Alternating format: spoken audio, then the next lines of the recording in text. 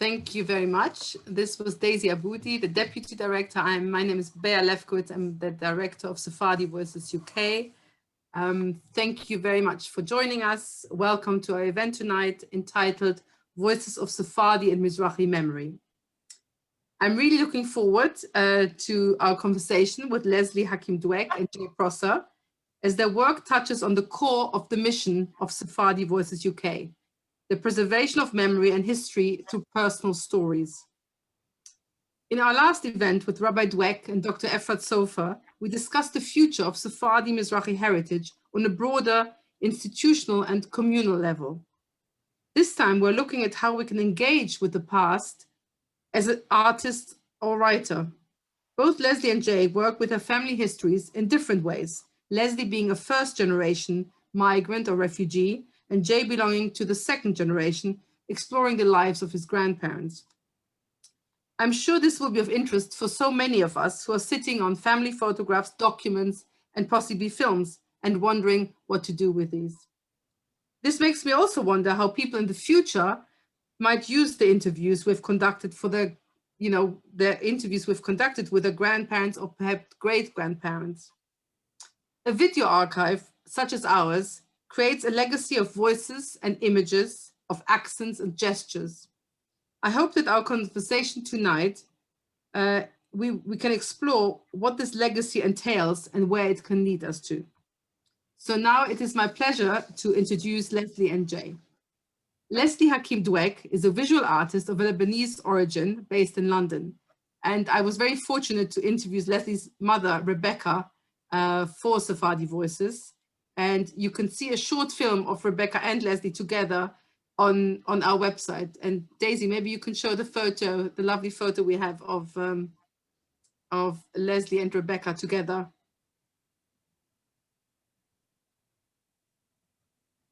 And here it is. That was taken from the interview, and it was wonderful that we could film them together. So please go to our website. You can see it's a very short film of 5 minutes. Thank you, Daisy.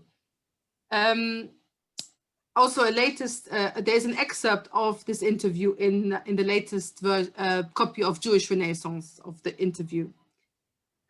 Leslie's practice, she mainly focuses on issues of identity, migration, and memory, often combining photography, archival material, and creative writing. She's a senior lecturer in photography at the University of Portsmouth, and she has widely exhibited here and abroad, and her work is included in many private and public international collections. In 2014, she curated the exhibition East and West, Visualizing the Ottoman City, which included her own photographs of her birthplace, Beirut. Jay Prosser is a reader in humanities at the University of Leeds, and his research interests include gender and narratives, photography, transculturalism, and the writings of Cecil Roth. He's the 2020 winner of Bio's Hazel Rowley Prize for his proposal for the Camperwood Chest, A Legacy of Loving Strangers, a biography that explores one Jewish family's experience and connections across empires and centuries. And of course, he's going to tell us more about this book tonight. So let me start off by asking you the first question. The academic, some of you might know her, Marianne Hirsch, has coined a wonderful term, post-memory. Post-memory describes the relationship of individuals to the history and trauma of their forebearers. Can you please tell us something about your own family background and your own post-memorial journeys? So maybe should we start with Leslie, please? Okay, I mean, I am first generation. So, you know, I was born and grew up in Lebanon, but left because of the Civil War and had to leave in 1975. But still, a lot of this, obviously the dislocation and fragmentation, you know, is something you spend many years, you know, coming to terms with. Especially when you think that you left behind, you know, probably decades and centuries of a family history and origins. Because both my families, you know, for many generations back, you know, came from my father's family from Damascus and my mother's family from Tiberias. And here we can see some photos.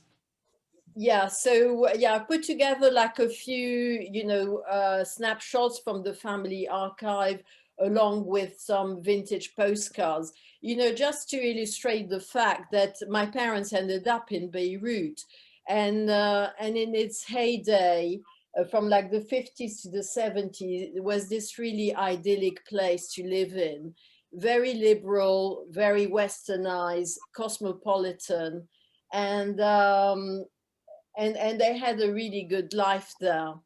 They and the Jewish community certainly made its mark there, especially in trade and banking. Notably the Safra and Picciotto families. Um, but like I said, we left along with all the other Lebanese in 1975. But things did start to unravel following the Six-Day War. Many other Jewish family left, but my father had a big import business, so we stayed. But when you think that the Jewish community of Lebanon was there for 2,000 years, well, there's not much to show to represent that history. And when did you come to England, Leslie? I came in 76. Yeah. And because at first we didn't think, most people thought, well, the civil war will blow over in a few months. And little did we know that it will go on for 15 years. And it was just like impossible to stay after that, when it really got, I mean, the whole war started in the middle of Beirut. So, it was impossible to just like carry on living there.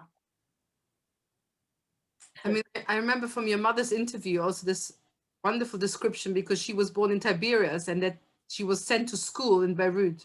And every week she would come home, to visit the family in Tiberias. And the fact that at that point it was possible just to go from Tiberias to Beirut and back. Yeah, there were some lovely stories that my mother, told us, because, well, my grandfather wanted them to have a very good educations, and the best schools at the time were in Beirut. But they were all either Italian, French, or English. So you end up with a real mishmash of education. So did my mother. But she would say that she got to know the border officials so well that they would stop her every time to ask her what her grades were. And people were moving freely all over the Middle East. And now this is something, quite unthinkable. And it was really, wherever you were, be it Tiberias or Beirut, you have to remember that there were like many different communities. My mother tells us of the Bedouins who lived up in the mountains near Tiberias, with the Armenian community, and all the different, the Kurds and the Druze. So it was, always, like a mosaic of communities, in those countries. Thank you, Leslie. Thank you. So Jay, to you the same question, please, about your family background. About my family background, I mean, the term post-memory, Marion Hirsch coins that, in particular in relationship to her ancestral Holocaust narrative. And it does assume a relationship, a disjunction between your present and your ancestors' past. And I guess I have that, but actually my family story doesn't involve so much trauma, certainly as Leslie. So Daisy, I wonder if you could pull up the slide. I'm coming at my family story through my mother, who was born in Singapore, and she's there on the right-hand side. I think that's the right-hand side of your screen, in the center between her parents. Her father, Jacob Elias, was born in Bombay. his father was born in Baghdad. So I guess this makes me actually 4th generation Mizrahi. So not even 3rd generation, 2nd generation, yeah, I guess 2nd generation migrant.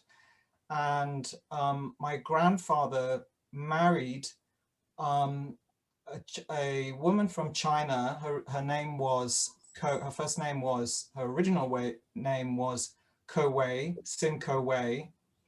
And she converted. And so actually my story is not just Mizrahi, or Sephardi is a complete misnomer for us, because we were never in Spain, and it's more than or less than Mizrahi. So actually I'm sort of reconstructing this family history as a story of Asian Jewry, but Asian in the largest sense, which takes in the Middle East, the Indian subcontinent, and also Singapore, and brings together empires as well. Because when my great-grandfather left Iraq, it was part of Mesopotamia and the Ottoman Empire. But the reason why they migrated, I think, this is where the post-memory comes in, I guess, Bea, is your act of imagination, is that there's so much when you're writing your family story that you don't know. And so you have to reconstruct that, and you have to imagine things. But I think because the date when they left Iraq, which is around the 1870s, I think that what catalyzed that was the completion of the Suez Canal, which of course made trade between the Middle East and the rest of the world, but particularly India, much easier. So then they moved to Bombay, and they were spice traders. For generations, my family were spice traders. So actually the reason why they left Iraq was not so much because they were pushed out. It was actually because they were attracted by the increased trade enabled by the British Empire, and that then took them on to Singapore. Does that answer your question? Yeah, but I guess also typical of sort of other families in this wide diasporic sense, you know, people moving from one place to another, changing countries. And but it's interesting what you said about post-memory. I always think that you can also, for me, I use it not only in terms of trauma, but just sort of, you know, what impact the history has, and that it's somehow there, even if you haven't lived it. So that's why I think, you know, maybe we can use it in that sense. Yeah, what I wanted to ask as well is to both of you, because I think it relates to what you're doing partly, is how you would describe yourself in terms of your own identity and how your own identity has evolved over time. Leslie wrote very recently in Jewish Renaissance, I quote you here, Leslie, "I left decades ago, but like many other Jews, I feel it has never left me." And, you know, this of course resonates with one of our interviewees, Ivy Shashua from Iraq, who said exactly the same. And Jay wrote, and I think this will part of your forthcoming book, you said something about your mother choices of two-ness or otherness rather than oneness and sameness created a sense of non-ness for you. And I find those terms very intriguing. Maybe you can explain this a little bit more. Maybe let's start this time with Jay. I guess the story I'm trying to tell is actually, as I said, it's less a Mizrahi story or more than a Mizrahi story, in the sense that it's complex. So they're not that slide yet, Daisy. So if you can just get rid of that slide.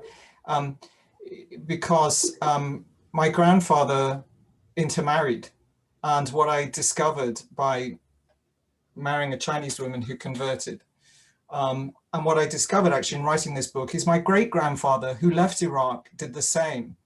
And this kind of blows my mind each time I think about it, that a man who left Iraq in the 1870s then ends up in Singapore, and his first wife, who was also from Iraq, dies. And so he takes as a common law wife a woman who had migrated from China to Singapore. All kinds of questions around that, which is, you know, how did they speak to each other for a start? What brought them together? And this is the sort of loving strangers thread that I'm trying to get at in my book. And so the book has actually been about me learning how to think about my inheritance and how to think about a very mixed, in every sense, Jewish legacy. So that my mother also married out. So there's generations of turning out an interest in others, in what I'm calling strangers, but at the same time, a maintaining of Jewish heritage. Although that came to me in very mediated and fragmented ways, in fact. So actually the book has been about me sort of going in a similar way, you know, sort of going back to this heritage, although not to any single place that I could identify as an origin point, or any unmixed sense of Jewishness. Mm-hmm. I think that's a story that has not been told very much. There are a lot of Jewish family memoirs around, but actually stories that talk about intermarriage and that have conversion folded into them are not around a lot. And I think that's an important story to tell now. I think that's really interesting, interesting point. And maybe also, as you said, it's an untold story, because I guess number-wise, you know, partly in the Ottoman Empire, it was quite difficult to intermarry. You know, as you said, one person had to convert, but you either married your family, yeah, in some way, you know, and we do have some connection to the Sassoons, who from Iraq does not, you know, but then at certain points, you know, certainly my direct lineage didn't do that. So you either intermarry or you marry out. You know, it's hard to get the balance, and this for me, you know, is about what constitutes Jewishness, I think, Jewish identity. So the book has been about my learning that. I don't think the reason why I haven't completed the book is I haven't got my finger on it yet. Well, it seems like quite a complex undertaking. Thank you, Jay. What about you, Leslie? Well, going back to your quote that I left Lebanon, but Lebanon has never left me. It's like a story that resonates with a lot of Jews who left Lebanon, because in a way they left from fear of, you know, persecution, but they were not persecuted like in other countries like Iraq and Iran. And so there were like many Jewish Lebanese communities, you know, dotted all over the world, like Mexico, Sao Paulo, you know, New York, Milan, Paris, where basically you had this little capsule of Lebanon that went on, you know, with often like the grandmothers cooking the food from Lebanon. But I imagine a lot of these generations grew up with the Lebanese name, with the food that their grandmothers, you know, cooked, or but really didn't know much else about the history or the culture. And like Jay, it's all like it's like a big puzzle, you know, to put together, because there's not much to work with. You know, a lot of families, you know, have written memoirs, or they've done, you know, video diaries, but it's all very, you know, dispersed.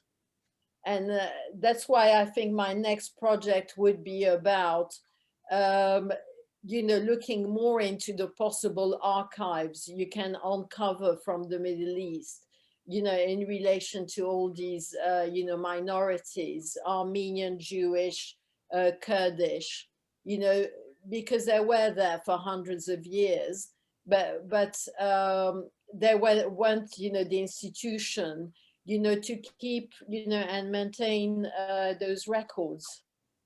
And that must be true for many other people who there's sort of a lack of sources, a lack of things to have. Yeah. And that brings me very swiftly actually to my next question about any keepsakes, and what valued keepsakes, object or recordings do you have which link you to your family history?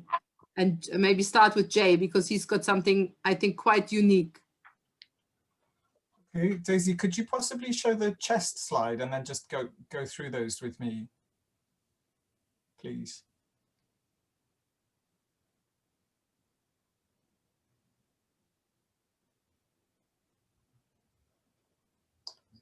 So the one piece of furniture that my mother brought with her from Singapore was, when she came in 1960, was this camphor wood chest. And it always stood in the hall of whatever house that we lived in. We lived in about 23 houses when I was growing up. Many, many times we moved because of my father's job. And I was fascinated by this piece of furniture for a number of reasons. One, it was very distinct from all of the other furniture in our house. It had a very exotic feel to it.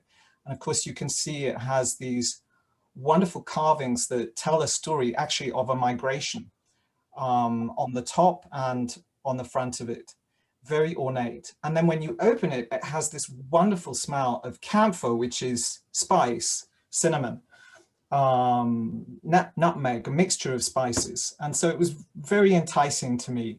And within it, my mother keeps all the keepsakes, the treasured objects, including here, I think she and I are looking at letters, but there are also identity documents, objects as well. And this chest is like Mary Poppins's handbag. It seemed to me like bottomless, like she's always pulling things out of it. And when I was a child, I used to sit by this chest and she would tell me stories about the family. And this was one of my favorite things to do with her. And so what my book does is actually tell the story through the chest. It uses that as the structure. And then each chapter takes a different object or a different set of documents from the chest and tries to reconstruct that family member and that period and that place as well. So Daisy, if you could go to the next slide, please. Is there one with there's another one. Okay, that one. So you'll see in the bottom right, this is an Indian anklet that was one of the few objects that came back from India. So trying to work out what it was, trying to figure that out with my mother. She wore it as a child in India, and she was 3 when she went to India, and they stayed there 6 years. And she went as a refugee from the fall of Singapore, which happened in 1942 in February. And again, going back and reconstructing this, we worked out that she got out on the last ship to make it out of Singapore before the Japanese invasion, 2 nights before the Japanese invaded. And this was the ship that was the last one to escape Singapore and make it safely out. The Felix Roussel. If any of you watched the Singapore Grip on television recently, the serialization on ITV, that figured. And she wore this anklet in the refugee camp in Bombay because she was quite disturbed, and she sleepwalked as a child. And so the anklet would wake her parents if she was walking at night, and then it made it back, and you can see one of these bells has fallen off. And so that's one of the objects. There's another small piece of jewelry. These are the only 2 pieces of jewelry in the camphor wood chest. You can see in the image, this is her mother with the children, and also some help that they had in the refugee camp. That's an amazing story, which is Bombay Jews helped bring Jews from all over East Asia and Southeast Asia to escape the Japanese invasion of those various countries, because of course many Jews were interned in Singapore, and some family didn't make it. Some family were killed by the Japanese. So this object is sort of a testament to that. And then I also have an audio clip as well. I don't know if we have time for that. Yeah, why don't we play it now? Or maybe we go to Leslie and then come back to me. Okay, fine. Because I'm concerned for Leslie to have time. All right. Okay, Leslie, then what is your object, please? Do you want to show that last slide with the trowel? Okay. Yeah, this one. This is actually a new piece of work that I've started, doing. and it's basically trying to retrace a bit the history of my father's family, who originated in Damascus. And basically, this is one of the only objects that links me back, you know, to my grandfather. Although they had been there for many generations, I know they had to leave, you know, suddenly.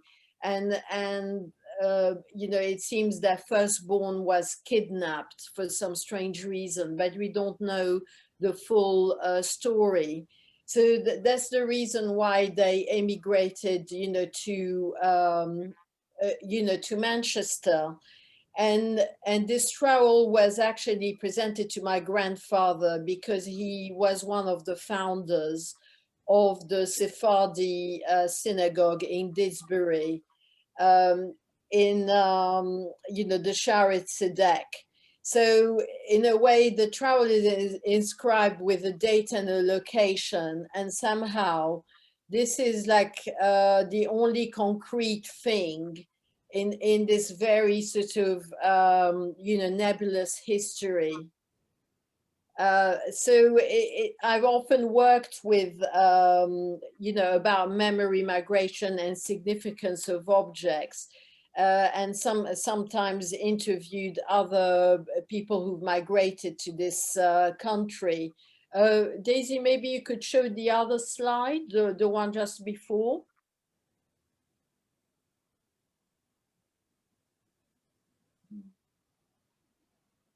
Yeah, okay. Yeah, the one after that. No, after the one with the objects. yeah, this one. This is actually somebody who's connected to my husband's family and who had escaped from Bukhara. I believe her daughter Liliane Cordel is attending tonight.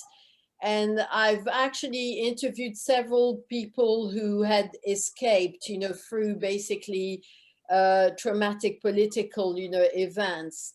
With the view that it's something you preserve and sort of like told in the form of a story, but also recording in photography the objects that they brought back with them, and that actually articulate their culture and their history.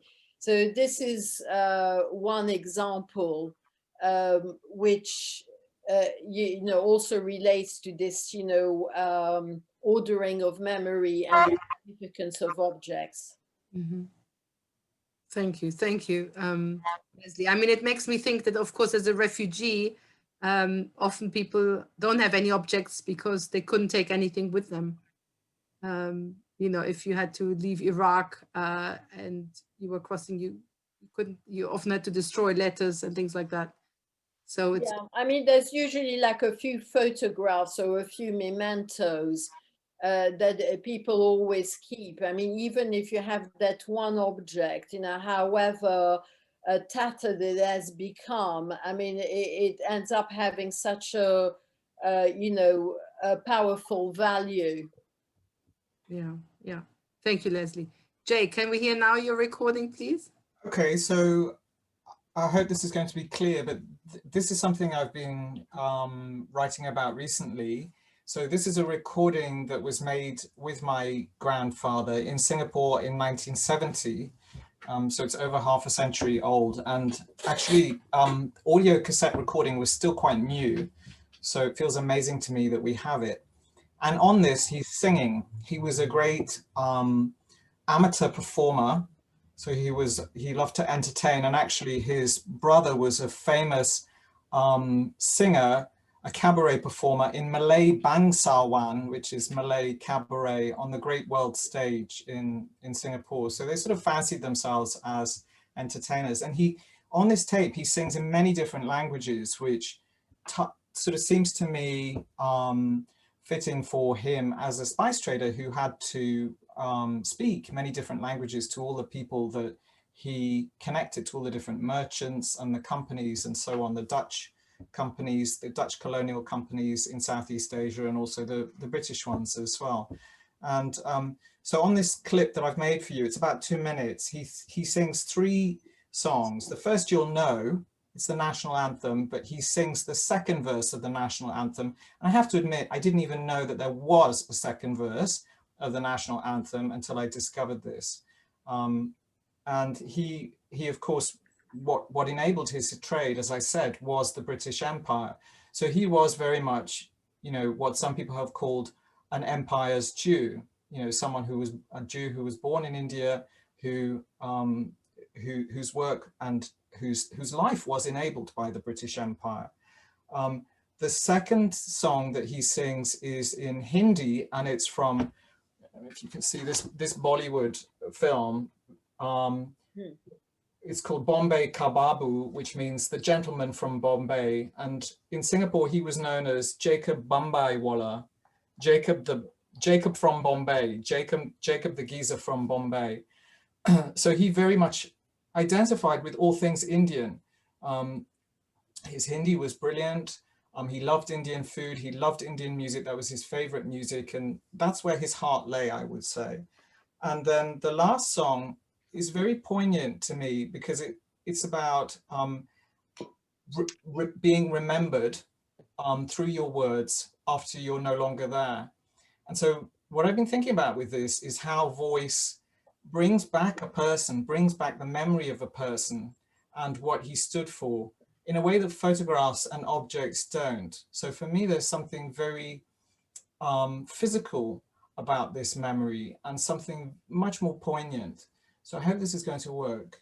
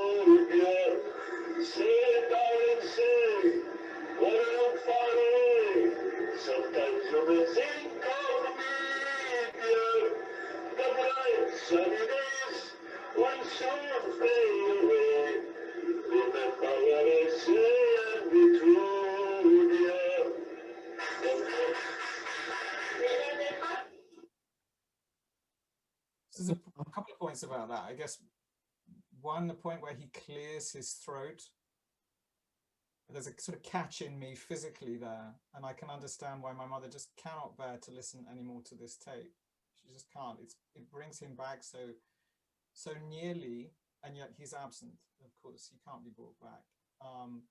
And the other is how perfect his... Jay, come closer, we can't hear you. Oh, sorry, how perfect his cadences are in the Hindi song. So he gets all of the intonations, all of the cadences. What I've been thinking about in terms, can you hear me, Bear? No, louder, please. No, we can't hear you. Oh, okay. I don't know what's happened here. Don't know. I think you might have changed your volume for the computer for the sound of the tape. Now we can't hear you at all. You can't hear me at all? Can you hear me now? No. Badly. Okay, so if you move on to something else. Okay, I was just wondering, I mean, it's unbelievable to have a recording like this. And I just actually was wondering whether you know about why it was recorded, you know, how come it was recorded at the time. And of course, it makes me also think that, you know, for the future concerning our interviews, that, you know, who knows what's going to happen with those. And I have to say now that we find ourselves in a situation where, you know, I get emails or contacts from grandchildren of the people who we interviewed. And, you know, often where the grandparents are not alive anymore, and they're so grateful that they have this recording now, you know, and I think I agree with Jay. There is something about a recording, a voice, which is a very special thing. Definitely. So why was it, you still can't hear me, can you? We can hear you quite quietly. But okay, Jay, you try to sort it out. In the meantime, maybe I'll pass on what I wanted to ask you. The next question. You both work together on this wonderful project called Ottoman Cosmopolitanism, which you had a fantastic conference which I participated in, and Leslie curated an exhibition. And maybe just tell us a little bit about the project and what you learned from that. Shall I start? Yes. Yeah. Yeah, okay. I think it was like 2 or 3 years in the making, and but we wanted very much our approach to be very interdisciplinary, you know, to represent the cosmopolitan makeup of the Ottoman, you know, Ottoman ex-countries, but the resulting, you know, mosaic in the Middle East. But it was the aim was very much to uncover these hidden histories of the minorities and really highlight the rich transcultural exchanges that went on. You know, because very much nowadays, you know, the media perception of the Middle East, that it is all like, you know, mainly Muslim. It was never the case, and it's not the case now. So it was a very certainly a very interesting process, and we brought in like historian, you know, like artists, you know, writers, you know, from all sorts of disciplines to bring together, you know, that knowledge, and to sort of like fuse all the different methodologies. We also like, but for example, in the exhibition, what I also tried to highlight was also, unfortunately, what happened when the Ottoman Empire started, you know, declining, and the sort of very dark chapter that it led to. So we looked very much in a way, you know, the legacy of violence that it had left. Which, with the work of Paris Petridis and the sites of violence, there was also the work from Ekaterini Gegissian about the representation, the Orientalist representation of the women from all these different countries, who were sort of always represented as these very exotic beings on postcards. And she basically did like a whole collage of them, almost reclaiming, you know, their you know, their visual space. And your own photos were also part of that. Maybe we can see that Yeah. as well now. Not this one. Not this one, Daisy. The next. Yeah, it's further down. This one. Yeah, this one. This one. Yeah, this is one of the autobiographical photo text series that I had worked on, and it was basically every time I went back to Beirut after the war, I recorded the changes, and especially you know, the changes of Martyrs Square, which is like the heart of Beirut, and one of the main, you know, public spaces. In the one on the left is actually just after the war, when they cleared up all the rubble. And on the sort of postcard there, which has been darkened, it was basically showing that it was the main square of Beirut, where everybody merged to and everybody sort of mingled. But in the writing, I sort of talk mainly about the fact how your identity gets like so unmeshed with the place, you know, through attachment. And that is like something that never leaves you. I included actually photographs of my mother, which was taken by street photographers around that space.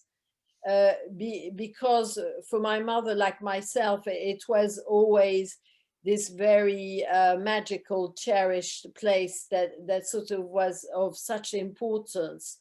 So I always imagined that we almost like a flâneuse in you know, taking charge of her space in Beirut. Thank you, Leslie. Jay, is your sound back, or we can't hear you? Can you hear me now? Faintly. Faintly. Ah. I think maybe if you just physically speak up. Okay, just come closer and speak up.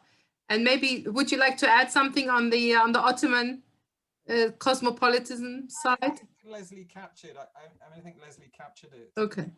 Okay. What I wanted to ask you, what to be done, but it was a project that couldn't be done except collaboratively, because it requires so many different skills. It requires, you know, like much sort of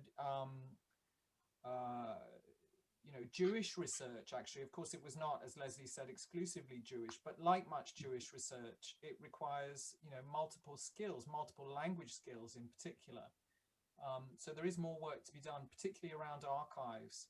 So the Ottoman archives, they opened in time for our project, but there are many archives. You know, I know Leslie's thinking about archive work now and bringing archives together, but there is still more work to be done. And it's really nice to see people here who were extremely helpful to us on that project, including Sami Zubaida. Hi, Sami. Yeah. Claudia Roden. And Claudia Roden. Claire Launchbury. And Nora Lesserson. Nora, yes. Yeah. I mean, what I'm thinking about, you know, I think it was a wonderful project. And I just wonder whether, you know, obviously you talked about the silences of the various societies which had Jews, and the fact that those histories, I mean, many people, younger generation, feel that these histories are not acknowledged, you know, in the countries where they migrated to. So there's this term Ashkenomic, you know, where you have second, third generation Sephardi Mizrahi Jews now in the UK saying that their histories were not known. And in the Jewish community itself, there's a sort of Ashkenazi bias. So I just wonder, what do you think about that, and in your experience? Can you hear me? Yeah. Okay. Yeah. So I've left it downstairs actually, but in this week's Jewish Chronicle, there's an article about how family memoirs are taking over the Wingate Prize shortlist. They're all family memoirs on there, and how there is an absence of Sephardi. I don't use the term Mizrahi, but Sephardi memoirs. At the same time, I think there's a lot of work coming out. I've got a pile of books here to read, and this is on my, of course it's back to front, isn't it? But Masoud Hayoun's When We Were Arabs, A Jewish Family's Forgotten History. So I think there's a wave, and I've got other books on my reading list as well. Maybe you've heard of them, or maybe you'd be interested in them. Ailit Sabara's The Art of Leaving. So these are, she's of Yemeni descent. Gila Green, who's also of Yemeni descent. So there's a very much, at the moment, I think, a wave of interest in Mizrahi and Sephardi stories. And I don't think it's a matter of either or. You know, I think, I mean, precisely what I'm interested in is not identity politics and not divisions and not playing separate identities off against each other. I don't think it's either or. I think there's a different narrative. It's a harder narrative to tell, I think, because Ashkenazi often involves a Holocaust story. And that's it's an easier narrative to identify. It's not an easier narrative to tell, but it's easier to know what to expect to find there. Yeah. Whereas with Sephardi and Mizrahi, it's very dispersed, you know, as Leslie and I have discovered, you know, with these objects, these fragments, these stories that come to you from diverse places and diverse experiences and so on. So it's a harder narrative to shape. Thank you, Jay. Leslie, what do you think about? There's many things coming up on the chat, you know, a lot of books that are being suggested. And I think also, like Jay said, there's like a very big interest now. And where, you know, regarding Lebanon, it's actually coming from Lebanese who are not Jewish. There's actually Naji Zaidan, who's a Christian Lebanese, who just published a book from Avra. It's in French, so it's d'Avraham à nos jours, and his dedication is actually quite remarkable, you know, because for 20 years he's been going around the Jewish cemeteries, you know, restoring them. And because he speaks like very good Arabic, he had access to many, archives, which usually wouldn't have access to from the different municipalities. There was also like a Lebanese journalist who wrote a book. So I think it's starting, you know, there seemed to be like a momentum. And yeah, certainly the history of the Mizrahi or the Sephardi Jews have been totally underrepresented. So I think there's a lot of work to do. I think I have a friend and colleague, Dora Carpenter, who comes from Tunisia, who also knows about like, you know, the Jewish community there. You know, so there was like a huge contribution, and I think to culture and to trade, to you know, the whole life of a country. But very often it is down to the families and the individual. The onus is on them, you know, to be the archivist. I just wonder, because of the difficulty with the language and countries, whether it's much more difficult, you know, to write about your family. But, you know, if I'm thinking of, as you mentioned, Holocaust stories, we know more about the Holocaust, but also the languages are more, there are also many languages, but maybe less, you know, and maybe there's more archive material at this point available. So maybe that's a factor. While I think there are less second, third generation books, there definitely have been quite a few biographies published, autobiographies. But one interesting story, there was also like another scholar who's based here, Kirsten Schulz, who wrote about the Jews in Lebanon. And she went to a conference there at the American University of Beirut. And loads of the people in the audience say we're really sad that when our Jewish neighbors left, that we really lost contact with them. I mean, you know, they were so much integrated in the life of Beirut. So I am very much interested in putting together like a project about uncovering those archives and reactivating them.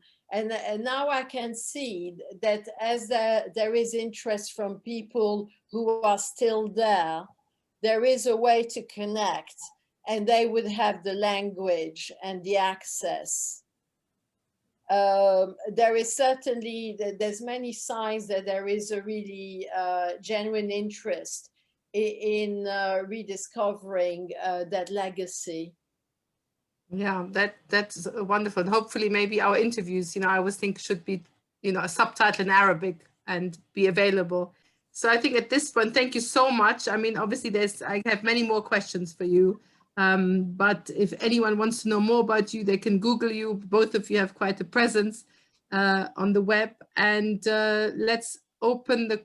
Before we go to questions, maybe Jay, could you just talk a little bit about the recording, because yeah, we got cut off and we couldn't hear you.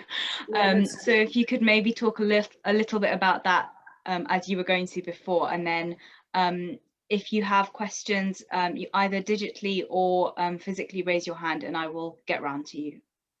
I'm not sure how much I managed to make heard. Assume nothing. Okay, so I'm thinking, I've actually taken a piece of the book, so I've been working on this book, I must confess, for 20 years. I have done other things. I haven't just been working on this book, but it's taken me a long time because I needed to figure out all the stories and go to all the different places. I've done that as much as possible and go through this chest and talk to my mother a lot. But centrally, I also needed to figure out where I was at in it. And now what I'm doing is going through the book again and taking small pieces and trying to publish them. So what I've done with that piece about my grandfather's voice is to write a piece called Shema. And it's actually about, I'm thinking about the centrality of speaking and the voice and the word and the passage from generation to generation of the word through in Judaism, I guess, and through my grandfather. So what I've been thinking about is how auditory memory is different from visual memory attached to photographs or tactile memory. You know, obviously that's been done with Edmund de Waal's A Hair with Amber Eyes, probably best, which is objects.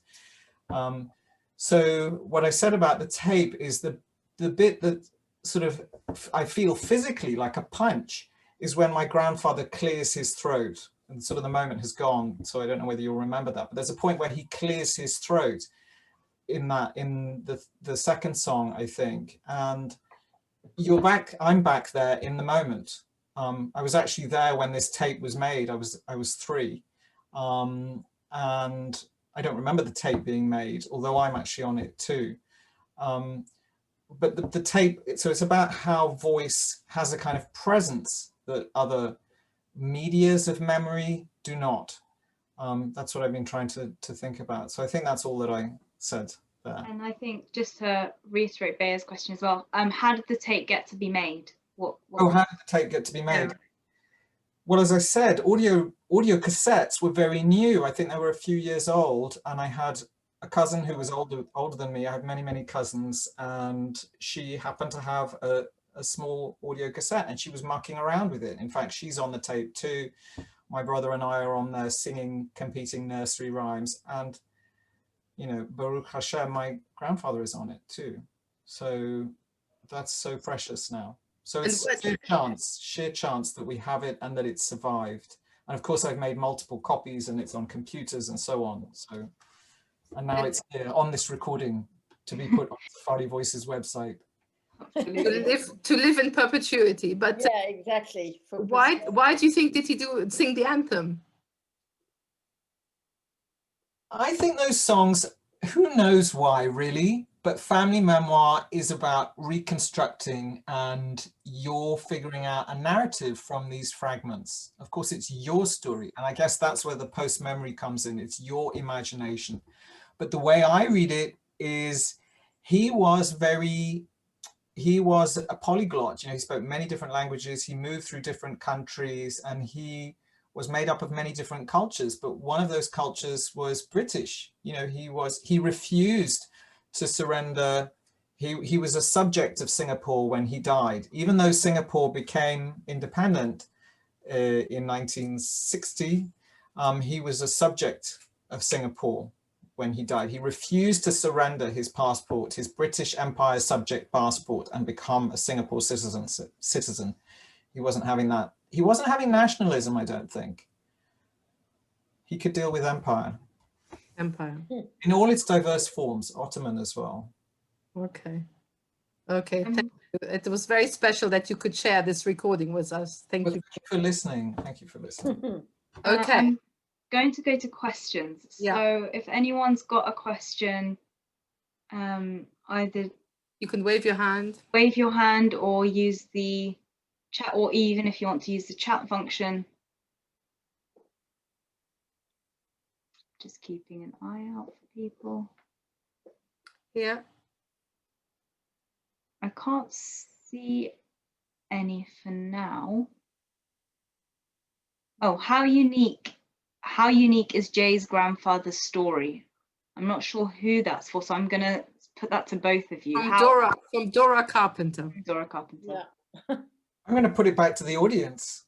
I think some people here must have similar stories of families who migrated across countries over generations.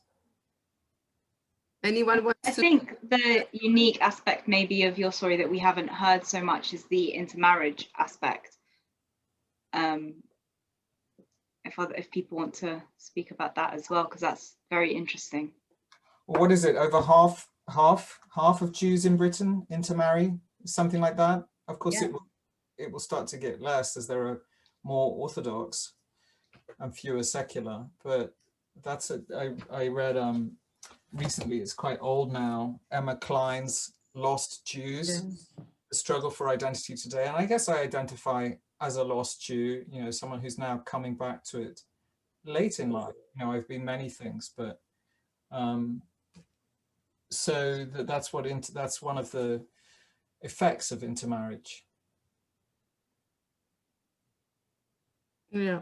A few people want to get in touch with both of you, so I will, if it's okay, put your official emails out there, your work emails and your websites. Yeah. Okay. Can I ask something, if there's no other question? Jay, talking about your grandmother, so she was Chinese and she converted to Judaism. She did. I mean, she has it's one of the most amazing stories to me. And this was sort of, I guess this was the first story. You know, my mother would say, my mother was given up as a child. You know, she was a baby and she was put on a river in a Moses basket. She didn't know who her real parents were, but she was told they were wealthy, and she was adopted. She was adopted by, and then she changed it. She says she was adopted by a fisherman, and the next time it would be a farmer. So what we did about 10 years ago is we went back to the area in China where my grandmother was from. And fishermen are actually farmers. They're the same, you know, fishermen tend to be farmers, you know, and we went back to the city that she always told my mother about, and we couldn't find the home, but we discovered that her story was very typical. You know, first of all, that she was a Chinese girl given up. That's still a story that happens. And then also that she migrated from what's now Fujian province to Singapore, that many Singaporean Chinese migrated from either Guangzhou or Fujian. And yes, it's an amazing story to me that she converted to Judaism, and actually she was more observant than my grandfather, much more observant. So she went to the synagogue every Shabbat. She, you know, she kept the festivals. He did not. She fasted on Yom Kippur. And she had many Jews came to her burial in Singapore. So to me, that's amazing, you know, that she must have left behind, I'm assuming that she was a mixture of Taoist and Buddhist, and went to such a different place in her life. And there was a rabbi, Rabbi Shababo, Jacob Shababo in Singapore, who I discovered actually converted a number of Chinese women who married to Baghdadi Jews. Actually Rabbi Shababo, his daughters married into our family. So we ended up being related.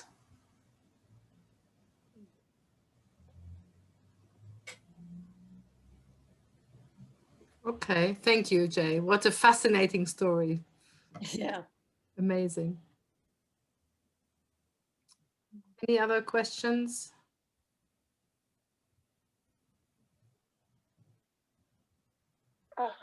Sean, goodbye. No. Yeah, I could. I just maybe a word of gratitude, because I do, well, love hearing these things and find a kind of home that among mongrels, not mongrels, but, you know, the Gabe is Baghdadi from Calcutta, and my father, and then England, and then Canada. My mother was Beberashvili, Georgia, born in Alexandria. Her mother was from Istanbul. So, and I think it was Claudia Rotten that I heard at a conference once talking of the Jews of Alexandria, because, you know, every day my mother would say, well, we spoke Italian at home. Well, we spoke French at home. But, you know, we spoke Ladino at home. And she said that's how it was. But, you know, the Ashke normalization for sure I grew up in.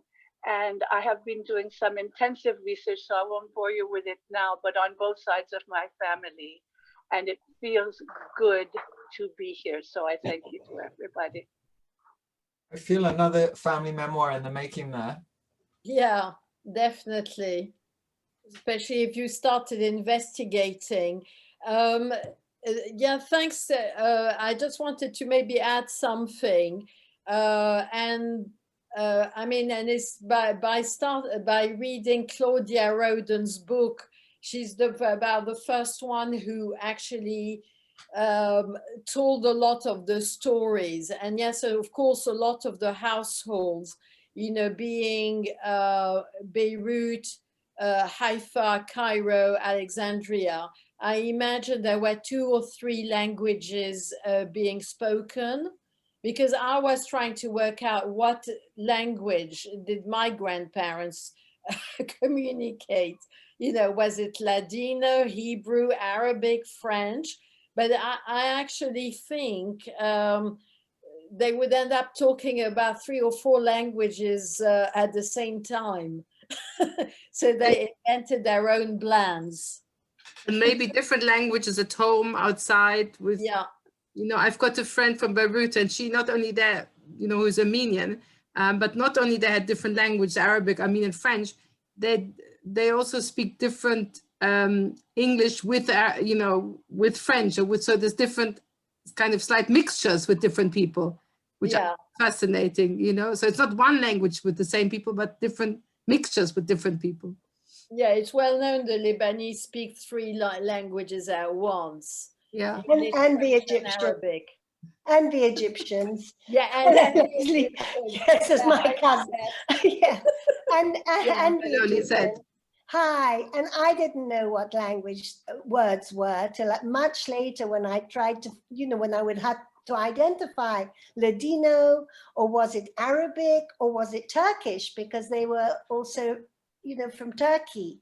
But I was very struck. I just wanted to say to Jay, your title, A Legacy of Loving Strangers,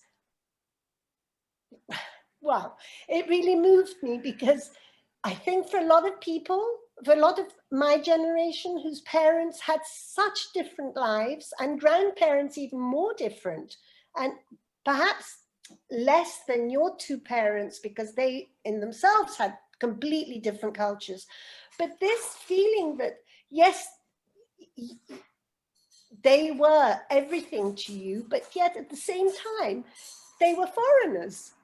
Because I was growing up, and as I was to them, as an English raised 9-year-old from Egypt, while they stayed in that life, and all that, the whole thing of, you know, I'd say to my mother, don't do that, you know, with the garlic or whatever it was, or the incense. I mean, today, you know, everyone's doing it, but then it was so difficult to want to belong to both cultures. Leslie's laughing because because it reminded me.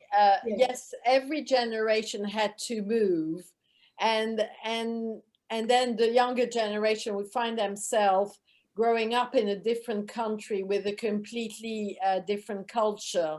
So it's this constant work of translating and negotiation. But the funniest story was my husband's auntie, Vicky, who's of Bukharian origins, welcoming, you know, her niece's new husband. She took a bunch of garlic and put it on his head to ward off evil. And coming from Vienna, but I thought, what on earth am I getting into here? And then, you know, I thought it was over. Yeah, cultures meeting here. Yeah. I made muluchia for my Ashkenaz parents-in-law when I was, you know, anyway, and they thought I'd taken the grass. They said, did you mow the grass and put it into a soup? Because it was, and it was just so alien to them, the whole thing. So thank you, Claudia Roden, for bringing all these things to life. And making recipes we could all follow. Thank you. Thank you. We all thank you for that. Yes. And I should add, Linda Dango is with us as well. Oh, Written a wonderful cookbook, and you know, so we have another question. So I'm gonna go to Emil Cohen. It's not a question really. It's a minor comment, very minor comment really. We use the term Mizrahi in these meetings and that, and quite honestly, that term is not really relevant to us. Maybe relevant in Israel, but not here. Here we think Sephardi. There's only Sephardi or Ashkenazi. So the reason we use both is because different people feel very differently about it. So we have decided in the events or when talking about people's identity to use both with maybe a slash in the middle, Sephardi / Mizrahi, so that everyone can feel included in that. And we use them both in the broadest possible sense with no political so it was studied, implications. Really. You studied that and you decided that's what I'll do. No, Emil, I think that's a very interesting point. You see, that it shows how complex the histories are, that there is not even one good word to put everyone together. It's true, no? Yeah. And that's interesting, you know. So maybe suggest what do you think should be the best term? Well, I think if we're talking here, right, we should be talking Sephardi only. Sephardi and Ashkenazi, I mean. Yeah, my family had nothing to do with Spain. My family were never in Spain. They were never in Europe before my mother. So yeah, but we don't. I don't come from. I come from Babylon. So it's, again, I do not consider the term Mizrahi appropriate. I think can I speak about this? So first of all, no, Jay, please. First of all, I think terms in a way don't matter. I think what matters is people's lives, you know, and how they lived and how they felt as well.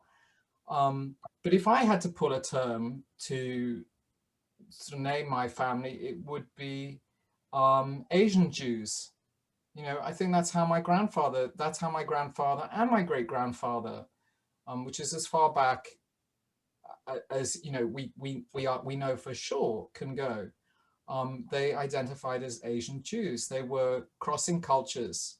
So crossing not only into India, but also connecting with the Chinese, in connecting with Chinese women and being very interested in that world. So I think we get stuck on terms in a way. And for me, this is the problem with identity politics and sort of the disappointment of working in universities at the moment, you know, is that somehow, you know, there's this term doesn't describe me, so let's just add another term or modify this term, and let's put these terms, let's see them as competing. And that's why I don't like this sort of Ashkenomic, you know, what does that, you know, that's not been my experience or my mother's experience or anyone in my family's experience to my knowledge. I know you have to have a term, Sephardi Voices, you know, but actually Sephardi, it just means there, in terms of my family, not Ashkenazi, but actually it's a misnomer. Literally, it's a misnomer. Nothing to do. I wish I had something to do with Sepharad and I could apply for Spanish citizenship. Who doesn't want to go to Spain? But, you know, unfortunately, I don't. But there is a religious connotation to that, to Sephardi as well, not just the fact they come in from Spain, but there is a religious connotation, and there are two connotations, Ashkenazi and Sephardi. Yeah. So from religious point of view, that is quite clear. You coming from China or Singapore or anything, you're still Ashkenazi, Sephardi. And the Hazan in Singapore, you know, some of his, you know, even in the 1920s, you know, there's a report by Israel Cohen published in the 1920s, traveler, he was shlichit, is that the right term? Shaliach. Okay, so he traveled across the east and he went to Singapore, and he said he got to the synagogues in Singapore and he said, this Hazan, you know, he can barely even speak Hebrew. Here he is, you know, chanting in Arabic. So the Sephardi, you know, is inflected differently depending on the locality. Yes. So the way it doesn't describe the variation of people's actual lived experiences. And somebody puts here, Jill Wexler from New York, she says, what about Ethiopian Jews? And somebody says about Tunisia, either Tunisians, Jews, or Grana, originally from Italy, Spain, Portugal. So I think it's very complex, and we can stay here for hours discussing that. Yeah. Maybe Does we anyone have a whole other event, I think, for this one topic. Yeah. Any other questions?